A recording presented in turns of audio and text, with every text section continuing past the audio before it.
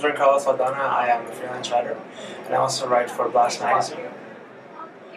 Very cool. So do you write about video games usually, or board games, a little bit of everything? I cover mostly video game, digital games. This ranges from indie to console AAA games. I write for sources like Games Radar, Mac Life, so I do a lot of mobile gaming too, consoles, and such. Very cool. So how are you liking Fig? Do you see anything that really jumped out at you and you really liked, or?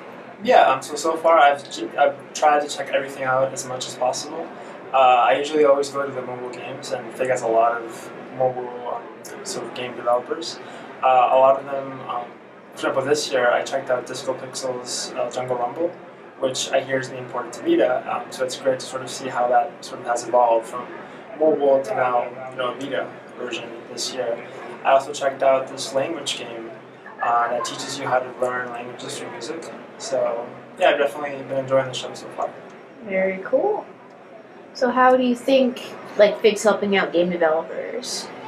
Well, I think whenever the opportunity arises for a developer to show off his or her work, I think it's great for them to sort of take advantage of that, whether it's here at Fig or whether it's even like PAX's Indie Mega Booth. Like those, Fig is one great example of how game developers can sort of have the audience and sort of be able to showcase their work for both not only just media but also to families, to other game developers, or just even local gamers. So I heard you mention Fig and the Indie Mega Booth. Do you kind of lean towards indies a little bit more than AAA games, or not really have a preference? Well, in the past, I've often been assigned indie games to review or to sort of criticize or to just talk about. So I definitely have more experience talking to indie developers than I do with, let's say, big name publishers and developers out there. So I personally like indie games because to me, what indie stands for isn't just independent or isn't just an independently created game or independent company, but indie for me stands for innovative design. And a lot of indie games sort of have that innovation to them. Like you sort of see a game that you would never really hear about unless someone actually made it up, or someone actually had the sort of I guess even courage to be like, you know what, I want to make this game. I'm gonna raise money myself. I'm gonna get my friends to help me back this up, and I'm gonna just make this game. And so we see a lot of that here at Fig.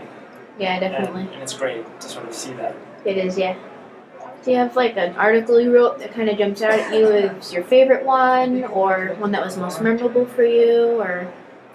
For this year's or for last year's? Either or. Well, I did write this piece of 20 games to look out for, just in general mobile games to look out for in 2014, and two of them were here at Fig. One of them was Third Eye Crime, which is this really great little sort of detective game that you use like a touchscreen sort of guide your protagonist around the map. Another one was Jungle Rumble from Disco Pixel. So just, yeah, I mean, I definitely enjoy coming here and sort of seeing what the next big game is going to be, because a lot of these games do go on to get picked up by publishers, or they just do really well on Steam or even on consoles. So. Do you have a personal Facebook page, a website, a Twitter, anywhere people can follow you? Mm-hmm. I do. I'm mostly on Twitter. It's at Gian Saldana, GIANSALDANA. And my Facebook posts just go on there, but I'm also on Facebook as well. Very cool. Is there anything else you'd like to mention, or it's really memorable to you, or just enjoying yourself at the festival? Well, what I like about the festival each year that I come to it, I mean, I came to the very first one, and I remember it was in a small little, basically you had 3 classrooms and everyone was just jammed in there.